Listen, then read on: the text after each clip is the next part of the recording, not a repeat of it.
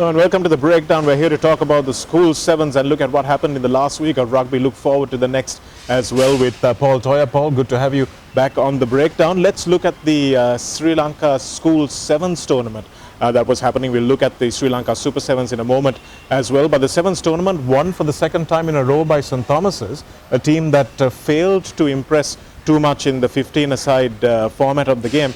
But Paul, before we get into the actual nitty-gritties of the tournament, St. Thomas's looked really good playing sevens rugby. Do you think they benefited from the fact that they didn't play the knockouts and had more time to prepare sevens? Maybe that might have been the case. I know they did train for a full month leading into this tournament, which is, the other teams could have done that as well, but St. Thomas's really had an opportunity to concentrate all their resources on this tournament. So that put them into good stead for the tournament.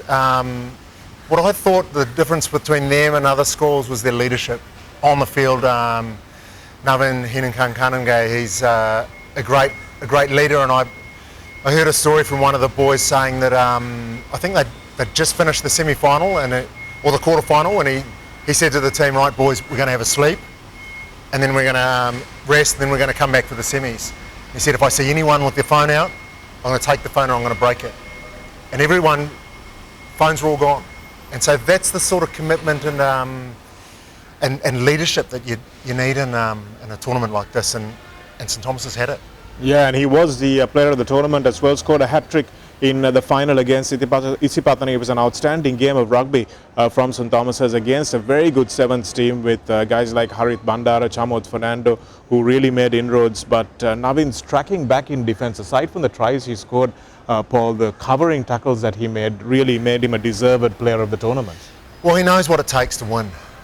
He's a winner, so he knows that he has to keep on winning and to keep on getting back and keep on making a contribution to his team to make them, to put them into a situation where they're going to be able to win. And so that's the difference between him and lots of other players, is that he knows it takes everything to win, and he gives it. He gives that much.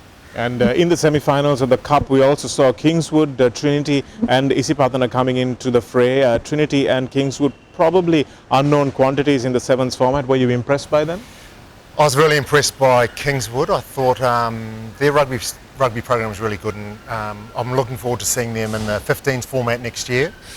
They were tenacious in defence, but in attack, you gave them any little sniff of the line or any little half break and they were through, and they flooded the area really well, and when they make a half break, they turn that into a try straight away. So I was impressed by that.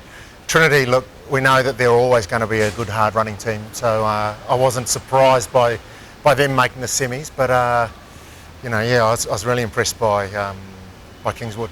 Surprise exclusion, probably the pre-tournament favourites, who were St. Joseph's College, and they didn't make the semi-finals either. So that's a little bit of a surprise, running high on the momentum of the knockouts. You would have expected them to do a little better. We would have, but they came up against St. Thomas's, and that was their undoing. So St. Thomas's were up for that game, and they knew that game was probably going to be the winning and the losing of the championship for them. So they put everything into that game, and they snuck away with a win as well. I know Wesley played at St. Joseph's in the final of the bowl, and we saw St. Joseph's class there. St. Joseph's were down to 5 players at one point, and they still managed to come away as winners. Yeah, they won that one, scoring 26 points in the bowl. And then in the plate, we had St. Peter's College winning over Science College, who were also a very good team in the competition, by 24 points to 12. And in the Shield, we had Piliandala Central beating Moratu Vidyalaya 19 points to 12. And in the Cup Championship, of course, St. Thomas's beat Isipatana by 19 points to 14. It sounds a little closer than it was, because St. Thomas's had it pretty much wrapped up before Isipatana scored their final try. So let's talk about the Super Sevens as well, probably the biggest sevens tournament that we host here in Sri Lanka. Paul, looking forward to this Super Sevens competition? Sure, I'm looking forward to seeing what the international players bring, as far as the level that's going to be introduced into our players. So I was speaking to Peter Woods, the national coach today, and he was saying that the development of the players as far as fitness is concerned is coming along really well. So they're making great inroads into having a squad now that's going to be able to play at such a level that we can compete on an international level. But now we want to see what they're like in a tournament format where they're playing with and against some international players, and we'll see what sort of level they're going to have there. We'll see what they're like in contact. So he wants to see our boys take it to the international players as far as contact's concerned. So when they make a tackle, he wants them to make a hard tackle where the international player can feel that he's been tackled.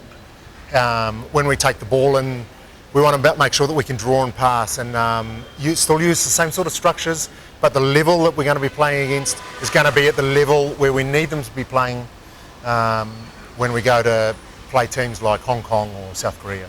Well, that's interesting because it was when Sri Lanka had the foreign players playing in the domestic competition that we had our best performances in the Asian Championships, where we even went to third in the continent in the sevens format of the game. But speaking of those international players, Paul, we have Oscar Ouma, who is one of the marquee players of the tournament. He is the Kenyan star, and along with him, Andrew Amonde, also from Kenya, who's captained them since 2012. Stefano Takani Falu, who is the Fijian captain, and Fabian Juris from South Africa is the number 7 in the all-time try scorer list. So some very, very big players that we're going to see on Sri Lankan soil. Yeah, look, I'm really looking forward to seeing the Kenyans here.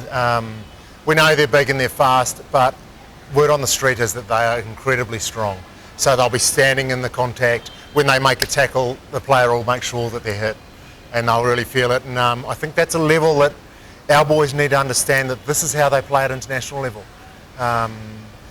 The level that we play domestically is not up to scratch. So we need to start getting our players to be playing at a level that's above where we play now. And a tournament like this is where we need to start.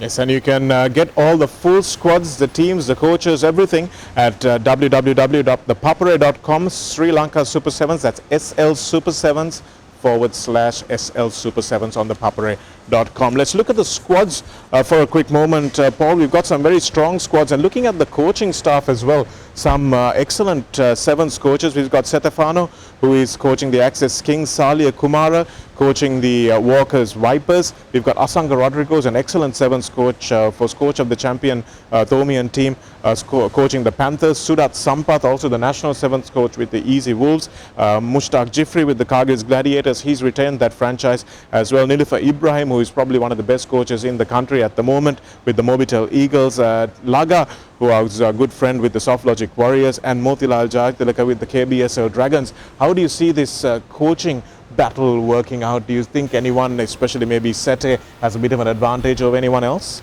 Look, I think really what these coaches will be trying to do and bring together is trying to get their squad to gel. So what you've got at the moment is you've got a whole lot of stars, and really what you want to do is, as far as a coach is concerned in these tournaments, is you want the star to be the team.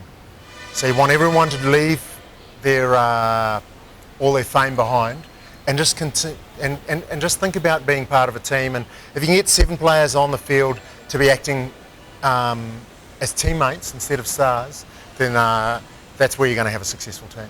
Yeah, it looks like it's going to be an uphill task though, because these guys are coming from all over the world. They're also coming from all across the country. They're coming from different clubs to play together. Guys like Dhanush Dan and Tarinder Ratwata, who are together at the Access Kings, play against each other in the club competition. You've got Dhanush Karanjan, who's partnering with Kevin Dixon, who he may have played with in school as well. Fazil Marija with guys like Srinath Surya Bandara. So that understanding is there. So that's going to be the biggest issue for most of these teams, isn't it, Paul, to get the understanding between the players and build that to a national level as well?